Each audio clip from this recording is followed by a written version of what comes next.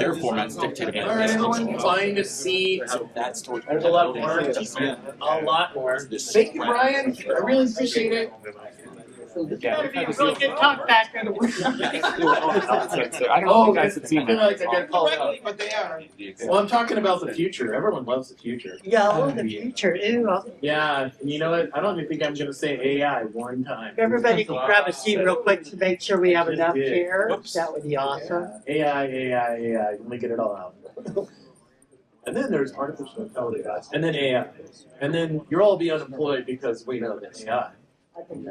That is not the top. Oh, look at that nice shirt.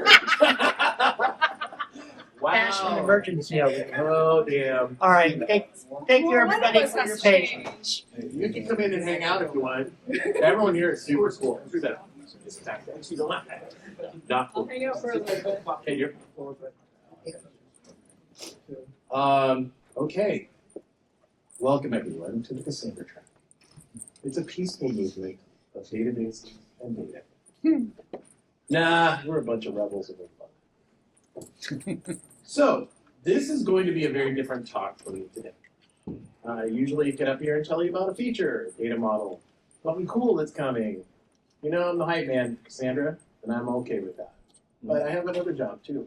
And part of that is what I do for a living, which is I work on large-scale databases too, but I work on infrastructure. I've been an infrastructure engineer, distributed systems engineer since '85, back before distributed systems were a thing. No, that's not true. You know when Leslie Lamport invented the Paxos algorithm? Anybody know? 1700s, did you say that? That's right. This is being recorded, so I don't want to be disrespectful. No, 1989. Yeah, it's like, what? So anyway, the talk I'm giving today is about the next 10 years of Cassandra, and I'm using this as an aspirational and a first disclosure. Yes, I'm on the PMC. This is not the official roadmap for Cassandra. That is not how we work. I also work for IBM. This is not official word from IBM. This is me, an individual. This is, you'll notice there's no branding on here. I use the default Keynote minimalist thing because I want to show that this is just me talking. And so let's get into it. So by 2035, someone on the mailing list is going to ask for Apache to get backported to 3.x, right? I always want to start like some future discussion with an absolutely solid like prediction. I mean, don't bet on this or go against it because you know it's going to happen. Right? But no, let's get into a little more serious part of it. So a couple years ago, Jeff Carpenter and I released a book on managing cloud-native data in Cassandra or in Kubernetes. It turned out to be a little ahead of its time because at the time there were like 3 companies in the world doing it, and now everybody's trying to do it. But it was part of that discussion of what we built was we did a lot of research, and what always shows up is trends. Trends always show up in the research, and trends are they're really helpful for prediction. But then what I do, and this is part of what as an engineer, what I look for are the primitives. Like we always compose things with primitives. What are the primitives? And when I released this and got past that, because let me tell you, if you write a book, that is a process that I don't recommend to everybody, but you should try it once and just give it a shot. That's 18 months of my life I'll never get back. But because I'm like that guy, I'm on to new things, and I have not talked about this to too many people, but the research area I'm currently working on in my own time, in my own thoughts, is this idea of a post-database era. And I know everyone's like, what? But that's the exact, Alex, you said that yesterday. What? Because what does that actually mean? And I'm going to tell you right now, everyone in this room doesn't really count. You are going to work on databases until you die, okay? Because we're all insiders. I always like to point that out. You're an insider. You work on data systems. You work on, you care about auto repair. You care about things that are happening inside the core of the database and observability and things like that. That's who we are. We're freaks. We love each other. Awesome. But the rest of the world, the normies, the people who actually use the stuff that we deploy. This is what my thesis is. And within that decade, developers. That bond between the brand, like, oh, I could only use Oracle. I could only use Postgres. I could only use Access. That's the thing.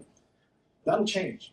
And databases will be consumed with like a storage with an API. And so this is a thesis I'm working on. Now, thesis means that it can be proved false. And that's what I'm working on. But where does that mean? So moving on to our favorite project, here's something to celebrate. And as Blake and I were just talking about this, for what, 15-ish years, we collectively have been building something that no one else has built. By the way, that's a really nano banana. I told this to make me a moat. That's what a moat looks like. There's alligators in it. They make it extra moat. But we built a moat. A few years ago, this is actually where this came from in my brain. Jordan West, I know you're in here, Alex Petrov, and I were at New Orleans, and we were sitting there talking like, wow, no other database has built the thing that we did. Like, they all went different directions, but they never stuck around and did the hard part where, multi-data center, consistent, high scale, all the hard stuff, no one else did that. They just didn't do it. They went other directions, which is cool, but that kind of left us with something. And we've got this tremendous, I'm really excited about the Cassandra project now, here in 2025, because the momentum is picking up. We've got like 10 CEPs this year that I've counted so far. We've got new contributors, a bunch of new committers. We've got sub-projects that are firing up. These are all parallel tasks that are happening. This is a level of activity that the project hasn't seen in a long time. So we have a lot of momentum. So the question is, what do we do with that? We've got this. This is ours. What are we going to do with that? So let's talk a little bit about trends. So the larger world, I know we're all worried about our things, but the larger world has seen some big trends over the past few years. If we go back to 2010, and a lot of us were there, and we have the t-shirt. I literally have the t-shirt. And database proliferation really kicked into gear in the 2010s. And it was because, I'm going to blame the Dynamo paper, it made everyone a believer. Oh, we can do distributed databases. But then, Spanner came along around 2010, 2011. So there was a lot of very focused effort on, hey, let's not just do a single node SQL database. Like, what else can we do? And so that's NoSQL, NewSQL. But along the way also, the clouds strike back. They were like, you know what? We're just going to do cloud-only databases. And so those also ramped up. But these graphs show you like when they were introduced, and you can see these bubbles. It was because there was this demand, but in any time that there's like well, I know I need something different, everybody has an opinion, right? And they show up with it. That's what this is. These are multiple opinions. And that proliferation happened during that time. Now, a lot of you were the beneficiaries of that proliferation. How many of you have a gazillion databases to manage different types? Right? This is like an encounter group. Yeah. I'm Patrick. I manage 25 databases of different types, and they all do very similar things, but just a little different from each other. But that is changing a lot.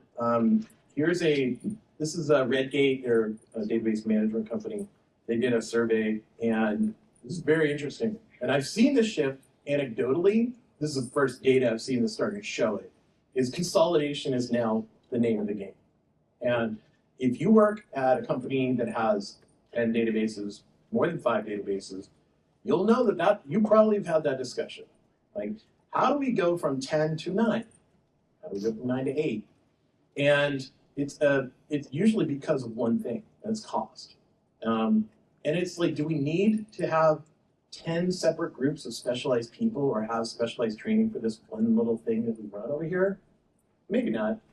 But the consolidation and the big number that shifted was this having more than 5 databases down by 20% year over year. Now I will blame the cloud migrations for a lot of that. Blame it or attribute that to cloud migrations. Cloud migrations are great. You talk to Amazon, they're like, oh, we can make all your wildest dreams come true with one database. That's their sales pitch. And because they know that's your problem. You have a lot of databases, don't you? But the consolidation is happening.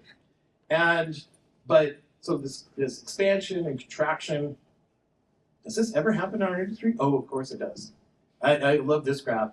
I went out and looked at like file systems. How many remember Riser FS back in the day? Yeah, right on. Yeah.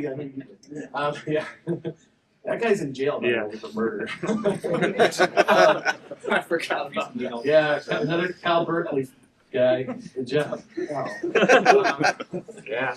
But that's what we got for believing in that. But that was the thing. Like, I remember in 2000 when we deployed machines, it was like, man, you'd have like religious wars. I mean, we're using XFS. No, we're using Riser. Oh no, man, we're using CFS. I'm not paying something for that. You remember all that? When's the last time you heard that? It just doesn't happen anymore. You'd go, Docker compose and then what's in there? I don't know, UT4, maybe? Who knows? The people who care about it, though, care about it. If you go to KubeCon, there's a whole subsection of storage. And those people really, really love it. That's you in the database world, by the way. That's I'm just telling you. Because there are people that care about it. It's just not mainstream care. Developers, especially, will never ask you, what file system is that? Never. And that's okay. That's progress. That is good progress. And here's another one. Object storage. Wow. That has turned into the dark horse because, object storage was cool because it was like, oh, that's a cheap way to store my cat photos. It blew up from 2012 to 2025. I think from 1 trillion, that's 1 trillion objects to 400 trillion. This is just S3, by the way. This doesn't count Google, doesn't count Azure, nothing. This is because Amazon is the only one who publicly makes their stats available. And the growth is at par with block storage. And block storage is generally attributed to bringing up machines. Like, easy to. So it's taking over. And the reason why is because of this. It's super cheap storage. Now, I know a lot of you, I've had this feedback, those of you who spin up your own disk, you can get cheaper. But when it comes to cloud, the number that's actually more important here is look at that stupid SLA. 11 nines of durability. How do you, that doesn't seem right, but hey, they publish it. That's like, you have one file system error per like universal lifespan, some crazy number. And 2.3 cents per gig. And they've stayed steady for 10 years. They have not raised their prices, which means adjusted for inflation, it is going down. It's a consistent, steady price. And Amazon's like, walk away. So what has happened? Now, and just pay attention a little bit to like what's happening in the object storage. Now, all the things are object. And you look at what Amazon just released with, like now they're doing vector search on object storage. They're doing, Presto, all these things that are, Iceberg loves object. Everybody loves object, right? Because of just this reason. And it's not a trend that's going away. The other thing is developer expectations. This has been changing quite a bit. The purpose beats the API. It's like, not the API, it's like, this is like, oh, I have to run CQL. What am I going to build with that? No one says that. They're like, oh, we have a thing to do. And then they go after the API that does it. Like I'm doing time series, I'm doing documents, that sort of search. These are all driving an API. And this is a trend in databases where they support more than one syntax, and that's been building over time. Right now, that's a lot of databases that support more than one query syntax, and that's because there's a consolidation in APIs as well. And the developer expectation here, and this is my friend Cobol, is that these developer, these purpose, the COBOL thing is the one I show up a lot because it's like, yeah, there's going to be, like, there's not a total consolidation and things hang around. So if you ever think that, oh, it'll only be one API, no, there'll always be COBOL.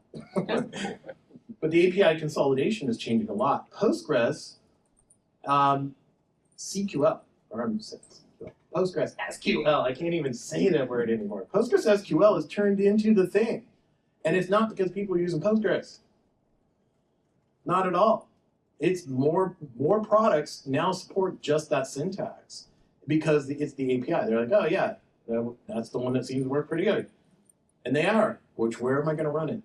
Is it going to be on a distributed system like Cockroach, or is it going to be on Aurora, or is it going to be something like running on an iceberg table? Analytics has actually fueled more of the Postgres SQL API than transactional, because that's what it's turned into in analytics. Snowflake, everybody supports it. So there you go. And it's because that complexity is worth a lot of money. And complexity is failure. We don't want more complexity in our systems, right? If complex things fail in complex ways, I think I've said that a few times. Well, we're reducing complexity because there are other things that are complex, like having to distribute your data globally and put up with laws that are different in every jurisdiction around data. So there's a change happening, but we're not trying to make more infrastructure for this. So there are clear API winners, and I'm calling them.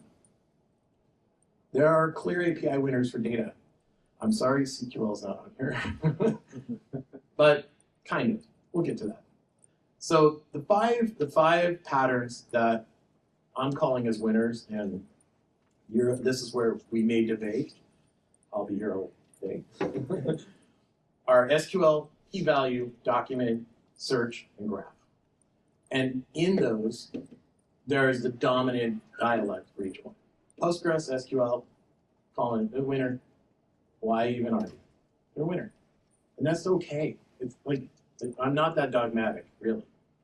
Redis and Valkey, they locked it up with REST. Good job, key value. Mongo has locked up the document, and look at what document DB does. Even in DataStax, we have our document API. We don't call it Mongo because they're all, well, let's just say we're not going to call it document. We're not calling Mongo compatible, but it is. Document DB is as well, because that's what the API the developers expect. Oh, this is how I do it. I drop my JSON in there. Here's a greater than, here's a less than, here's a filter. Great. Moving on. In search, Elastic, winner. Sorry, Solar. But it's Lucene families. Elasticsearch, OpenSearch. Those are that syntax. Again, the syntax wins. And finally, the graph.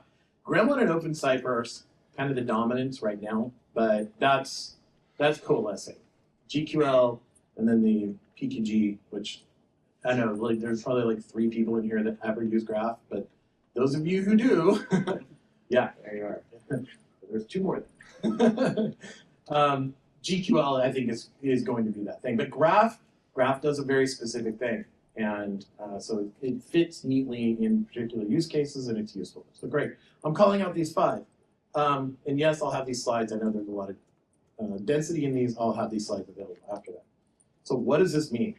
Well, it means that the future is not going to wait. There is a place where everyone is kind of headed right now. And if you don't believe this, there's plenty of evidence to show it, but we're in these earlier days.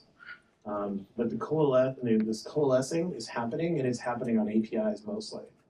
And this is where we're at. We can evolve or fossilize. And I know you people, we're not going to fossilize. And either we become the universal state layer because of what we can do, or we just become another legacy database. As an open source project, I don't think we're going to. We're not. There's too many people in here that care about delivering something that does something. And what is that? A state layer that is invincible.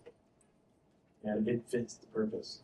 Can you imagine running, if you run a lot of Cassandra, can you imagine running, not having Cassandra anymore? How would you solve that problem? You quit. Start selling hot dogs in front of a giant sleep. That's me. I don't know what you would do, but that's what I would do. Okay, so I have some, this is where we get into the fun part, some clear ideas of what I think we'll do to get there. First, number one, time to get rid of CQL. We need to move to SQL. And I don't think this is hard. If you've been on the mailing list, you know this is my thing, but we need to just do it. And it's not because I don't like CQL. It's great. It fits the purpose, but we built it to replace Thrift. And the reason Thrift existed is because it fit the storage engine profile. Then we built the storage engine to work with CQL very well, or vice versa. 80-99, you be the judge. But we're at the point now where we put enough features and we have enough momentum that we can just say, we can adopt it. And yes, there are unsupported behaviors, joins, things like that. I could do an entire talk on this. This is the highlight reel. But I think it's very useful at this point to just say, this is what we're doing. And the outcome is clear. It's like, we don't have confusion with developers. They just use the thing that they're used to doing. Believe me, this is the biggest problem. No, you don't have to, you know this. It's like when you have new developers using CQL, what do they start doing? SQL. They're like, it looks like SQL to me. Well, but it's a little different. I think we're not that far away. And I know because I've done all the research to show it. Second thing, moving to object storage as our first class. And it's happening. There's already been discussions on here. We just need to declare it and say this is where we're going. We need to put this as a first class. Our SPI, our storage provider interface, needs to be aware of object. And I got a lot of concerned faces and nodding heads. Great. And I'm not saying it's the only way we store data, but it needs to be the first class because this is where the world is headed and it's cheap and easy. Did I mention the 11 nines? That's pretty cool. But there's, we need to think about things like lifecycle policies and tiering and walk our way up to this and commit log. Don't think that's possible. ChromaDB is now shipping a commit log implementation on object storage. I have the receipts. It's doable. But this is just engineering. We've done hard things before, and we'll do more. Third thing is HTAP. Dinesh, it's you, buddy. HTAP is a really critical part of a coordinated data fabric because this means we're now combining analytics, transactional, putting it in one spot, and we have the ability to do this. We're getting analytics project is leaning that way. And I'm not saying, did I mention this as a 10-year outlook? It's not tomorrow. This isn't Cassandra 6. But this gives us the ability to now manage as many different use cases as possible, but it makes sense too. Because moving, a lot of you have more than a petabyte of data. Who's moving that? Nobody. It needs to be in one place. It needs to be in one spot. And this is my storage attached. You probably heard me talk about my storage attached Parquet before. Here it is again. I do think that that's some form of that is a thing. And then finally, unified gateway. Again, there are people in this room kind of working on it. Netflix, looking at you. It's a thing. It's happening in various places. Now, there are different ways of doing it. Here's, I'm not going to pick on you, but Netflix does this thing where they tell the developer, your gateway is gRPC. That's the choice that they made. And that works because what does that mean? Everybody has the same thing. And I would love to hear more about it. I'm sure we will because they have a talk. Jen's going to get talking soon after. But that's good for developer experience.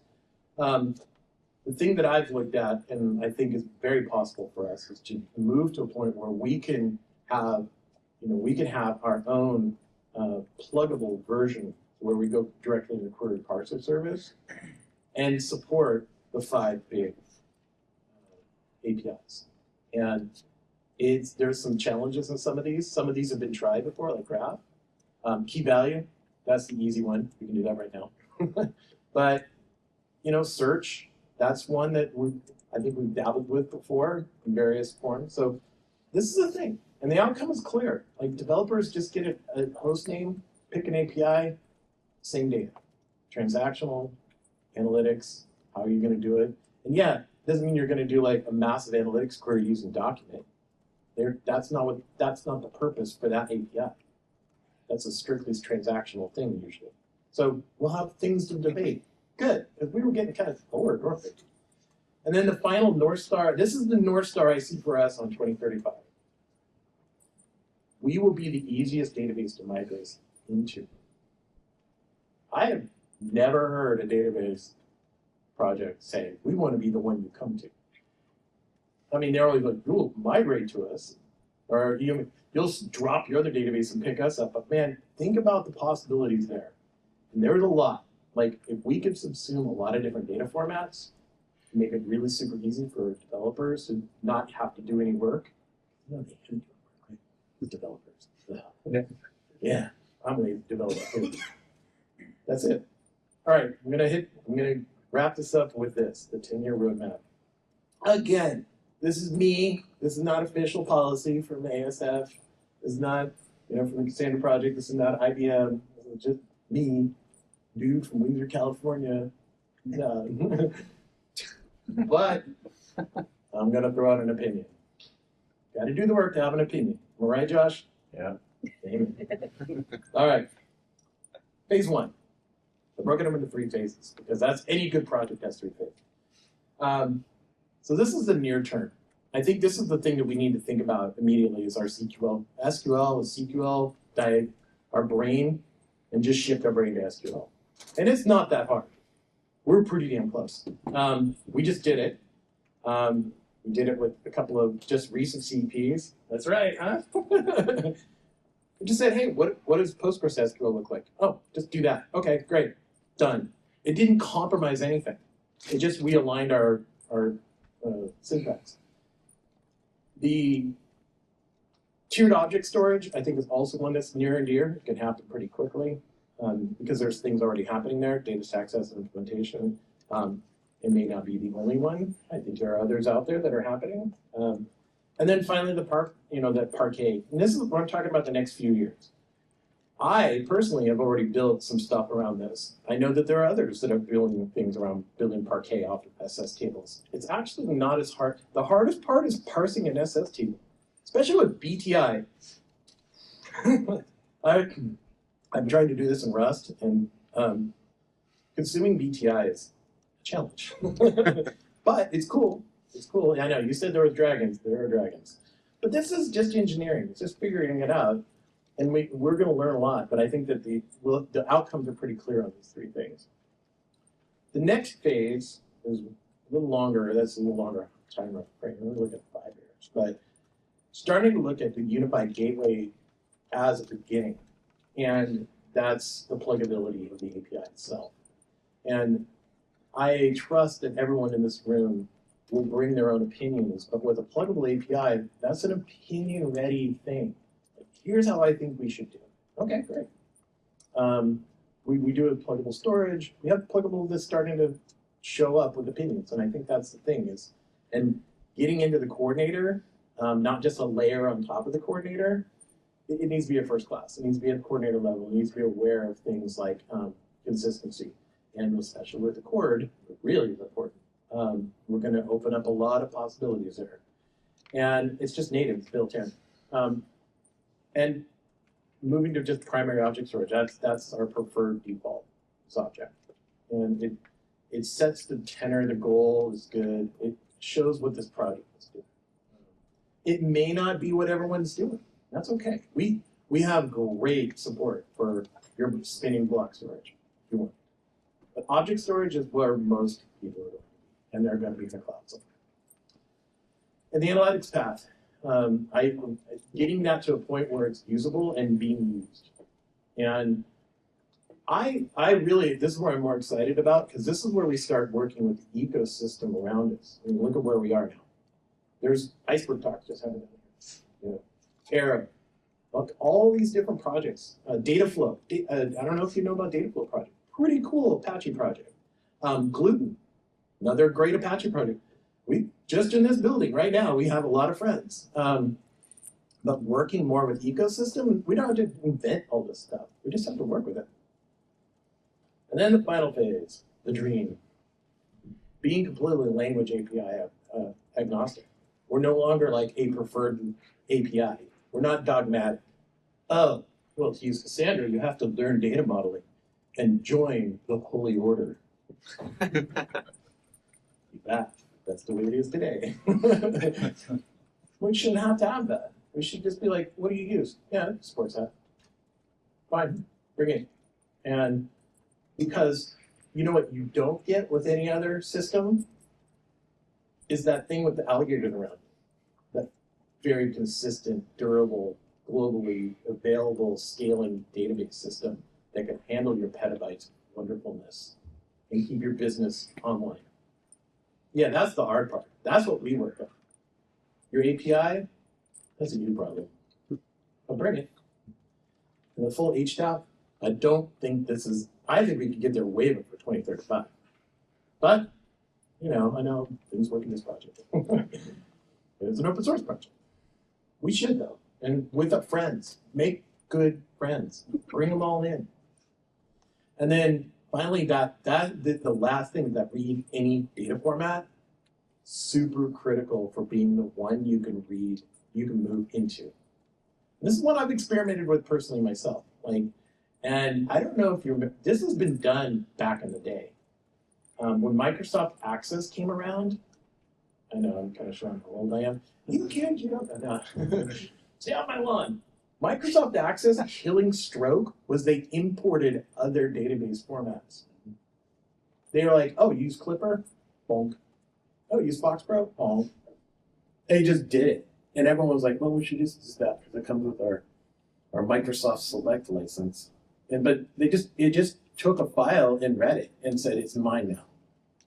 And no one else, Access did that. And guess who's still on DB engines right now? Like fighting with Cassandra. Access is still there. So I think it's a winning formula. But we could do that too. Especially if you start thinking about storing data in object storage and like how data really works. We get data at a low level. I think this is very doable. It's like, think of the dream. Oh, I use a lot of MySQL. All right, great. Just move your files over. We'll read them, and it'll just subsume the files. Done. No migration, no out-of-process thing. Let's do it. I know it's a dream. So how do we get there? Pragmatism. This is the thing that I think this is where we matured as a project. I call this the Reformation of Las Vegas. Those of you who were there. We all sat around in a circle. On the floor. On the floor. Jordan was there. But that's when we came up with CEPs. That's when it was a moment. I even have a picture somewhere. But it was just because there was a lot of us, and there was a lot of angst, and there was like the quality issues for Cassandra were horrible. Horrible. This is 3.x, which you all are still running. Why? I don't know. But it was like we kind of grew up in that moment. We said we're doing CDPs, we're being organized. Yeah, we're going to still argue. Yeah, we're still going to debate. But it got better after that. And now we have great testing. We continue to have good testing. But also this thing of opt-in paths. Like, we're not materialized views. There's a good lesson. Let's not do that again. But when we do materialized views, there'd be like an opt-in. If you want to try it, it's available. That's a good thing for an open source project. We're not saying this is the default today, but it's an opt-in. And then finally, sane defaults. Really just like when we put something large out there, like object storage, what are the defaults? And then, so this is the last real slide, is where do we go from here as a project? And what I'm recommending we do, like we always do, is discuss these topics. I'm putting out a lot of stuff here, and I'm sorry that I loaded it up in 30 minutes, but that's what Paula gave me. But I want to discuss these more. The SQL stuff, the object storage stuff. We've already started discussing these things. We're doing a birds of a feather today. Let's take it on there. Let's bring it to the mailing list. And I'm more than happy to take on, like the SQL thing, kind of my thing right now. So I'm more than happy to talk to that. And then we document it. Get it out there. We have Confluence. People throw together Google Docs all the time, get comments on those. Let's document it. and then we'd start planning. I am not opposed. This is my PMC hat. I'm not opposed to creating aspirational CDPs that would look at a 5-year, 10-year horizon. We did that with the court. And Dinesh is like, no. See, we're already having a debate. But I think if we say this is the direction and here are the guidelines that drive new things, even if it's going to take us 2 or 3 years to fully realize, I don't think that's too bad. Unless we come up with a thing in the middle of a CDP. Cassandra dream proposal, CDP. And then the last thing that I want to really call out here, because I'm almost out of time, I think. I have 5 more minutes, right? 5 more minutes. Now I want to call out this thing that I've noticed over the past few years. That I don't know if you've noticed this. Do you see these 4 bubbles that I created here? This is how the project is starting to break into. I don't want to use the word factions. But if you play a lot of online games, that's kind of what this is. These are just focus areas. Like, there are people that are really into ops. Jay, Andy, I would call them ops people. They're like, hey, how do we make our dream is to have this wonderfully working system that you don't have to touch. It'll never happen. But then there's the core people, like the Alex Petrovs. Like, I sweat every detail. John Haddad, every Microsoft count, or every Microsoft, my millisecond. Did I mention that they ran out of coffee out there? All right. And then analytics. Dinesh, that's you, man. I mean, there's a group of people here that are really concerned about or interested in analytics as a topic around Cassandra. And then there are people like me, and I'm going to bring Bernardo into this too, DevX. Like, what is the developer experience? Like, when we create an API, when we have a data model or something like that, I'm really concerned about that. I'm a little concerned about ops, but when I hear core stuff, I'm just like, awesome. Go team. and I think these are the 4 groups that we're starting to kind of form up around it, and that's great because it's a project that should grow. We cannot be 100% worried about everything. That is a roadmap or mental health decay. And that is a thing. But also, the other thing that's important here too is that we need to keep nurturing the newer contributors because they're going to have different points of view and we're going to have new people. I'm really excited about some of the new committers we have. So that's how we get there, is just keep doing what we're doing, but more of it. And just be acknowledged. And the last piece I'll have about this is, and be kind to each other because someone has a different point of view. If I, in the DevX focus, I'm not going to say, well, you're going to do this thing because, yeah, I know, there's people that do that, but I'm not. Let's just be kind to each other a little bit because everyone has their, that's the thing that they're important about. So if we're going to look at the next 10 years, there's going to be a lot more of that. This is what's important to me. Okay, well, let's have a discussion before we say peace out, bail out. That's all I have. So.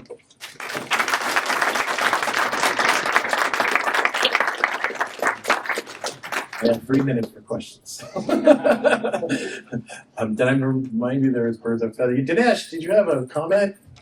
Yes, I had a comment. I think there are 4 focus areas, but we need to also call out folks who are focusing on documentation and community building. Those are 2 areas which I actually count those as DevX. Yeah, DevX is that's anything that deals with developers having a better experience. Documentation is always at the top. Setting up meetups, all those things are really important for a developer. It's not just an API. It's also, what's your first experience with Cassandra? Yeah. So thank you, though. That was good. Alex. Yeah, very ambitious goals. I think the object store one is relevant because it's cheap. I think it's very reliable if you run it in AWS, for example. So on-premises might be way more challenging. Yeah. And as you said, we're doing this at DataStax in our own cloud offering. And it complexifies the orchestration a lot. Like one of the key things in the Cassandra adoption is one process, run the same process everywhere. Scaling is easy. This is going to be much more difficult to orchestrate. Yeah, I agree. And the two lines that are going to converge, I think, and you're right, right now, you really, doing object on-prem is doable, but it's not definitely as special. You're probably just using block storage. But there's another trend, which I didn't show, which is cloud adoption and how fast that's going. So within, if we're going to meet at some point where 80-20, most people are an object, or they can have access to that. And, it's because that cloud adoption trend is still just shooting up. And it's very likely large-scale deployments will probably still use on-prem because it's the cheapest way to do it. But those are not the 80 to 90%. They're who has a 100 node cluster? That's a lot of those. Or less. Thanks. Yeah. Yes. You had some controversial slides. I wanted to pick your point on that. Did I? Oh, did you? That was very insightful. Okay, which one? You mentioned KV and you also mentioned SQL. I work for KV, my thought process on KV, we simplified it so much. That's the power of KV and gateway. It's just think of it as Java APIs, right? Yeah. Java compute, put if absent, puts and gets, and very simple APIs. Versus SQL, there's no end to it. And if you look at SQL, the where process gets wrong. How do you compare those two in reality? Well, you combine the two things that I have two things that make SQL more relevant in a lot of ways, and that's the analytics path. SQL has become that for analytics. And so if you're truly a multi-API gateway and multi-mode, meaning, so for instance, transactional, yeah, KV is probably fine, but you wouldn't do a KV query on a petabyte of time series data. Or you're trying to do a roll-up or something like that. Isn't that the HTAP? That's the HTAP part, right? But SQL for that. It's just a layer on top. How you model your APIs are SQL as a SQL or APIs, right? Like both together, I'm not sure if we are pulling each other in different directions.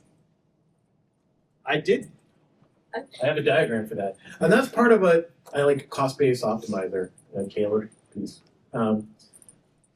This is part of what doesn't exist in Cassandra right now. What do we do when we take a query? We parse it. Is that a prepared statement? Great.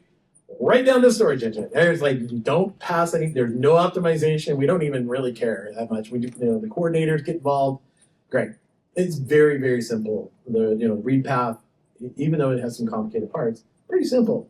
When it comes to we don't really do a whole lot with it other than just here's the primary, here's the partition key. Great, go get it. So that's the change. I think like Vidya, I also didn't interpret what you were saying as SQL only for the OLAP path. Not only. So you're talking to a company that literally outlaws SQL for the transactional path. Right. You are not supported by us if you use SQL. And I think that's what Vidya was talking about is the surface area for pain. And now as someone who doesn't do Cassandra but owns our SQL fleet for the company, I will tell you that Postgres compatible does not make migrations easier. It actually is just as bad as CQL. And that may be true. And so the point of being a common storage fabric, which means that it's much more low level, is also this point right here where everything has an opt-in. So I see it very likely that, yes, you could do all 5 different APIs, but you only enable one. Or you only enable one for data gateway. I think that's already the case. And we do this in Cassandra land already. We're very good about how do you want to show up. But the point of us as implementers is we don't make it so you're forced into a position. You're given a choice. Because somebody be like, no, we only do SQL. That's all we do. Okay. Or we only use document. Okay. Well, this is an interesting factoid we've learned about Astra. There are people that use Astra who have no idea that they're using Cassandra. They use our document API. They're like, what? That's Cassandra? That to me is a win. But we give them a choice. You can use CQL, or you can use this document API, or document. And the JavaScript developers building on V0 totally happy using that. So that's the choice that I think is important. And I agree with you. It shouldn't be a forced thing. You were like, oh, you have to expose the SQL or SQL port. No. I think it's also interesting that you bring up, like, you could set up things for different users of the data, right? So the data analyst may want CQL and may be okay with the latency. The application may want key value and want that low latency. And that brings up a whole role-based authentication thing. Maybe it's available, but it's only based on role. Yeah. Ooh, now we're discussing it. I like this. All right. Bitches are writing the CEP right now. I think one more question and we got it. Yes. Phase 1, 2025 to 2027. Is the project going to get Postgres and Object in 2 years? No, I don't think so. Well, I think what we can do, and that's that. I know you're joking, not joking. I think what we can do in that time frame is stop making new syntax. Like when we say we need a new feature in CQL, stop making shit up. There's one out there. Yeah, I so far I've not gotten a lot of pushback on that, and that's good. So that's step one: is stop digging. I do think that we could potentially get to the point where we support the SQL subsets in some formal way, and just be very upfront about it. That's based on I'm doing that research now. I've mapped types and things like that. How possible is it? A little bit right now. And it could be for some limited sets. Like you can only do partition key lookups, and it will support those things in SQL format. Some of the things that we could change kind of in an immediate stance is like aggregations. Do like support that syntax, the same syntax we have in SQL, support it in an SQL format. Those are ideas. For object storage, I do think it's very possible that we will have an option for some version of object storage. Get off the stage, please. I think we'll have an option for it. It's not going to be first class, but Alex mentioned we already do it in DataStax, and so it exists. I know there's others that are working on it. This is where I can't say for sure, but I would love to be able to donate parts of that, the things that would work in general, to have other people try it. Because they're just for tiering. If we could just have tiering work on, like cold storage goes to object, like time series, things like that. That would be a great win in 3 years. 2 years. Can you announce the birds of a feather to continue the discussion at 6:20 p.m.? There's a birds of a feather to discuss. What time is that, Paulo? 6:20. 6:20. Okay, so 6:20, there'll be a birds of a feather. I'll be sitting at a table with a target. I think I'm done. You should get rubber like arrows. Yeah, I know. Let's keep it non-lethal. We'll do paintball. Yeah. So, I knew this was going to be like that, but that's cool. Advancing the state of the art is always fun. But thank you, everyone. This was a lot less violent than I expected.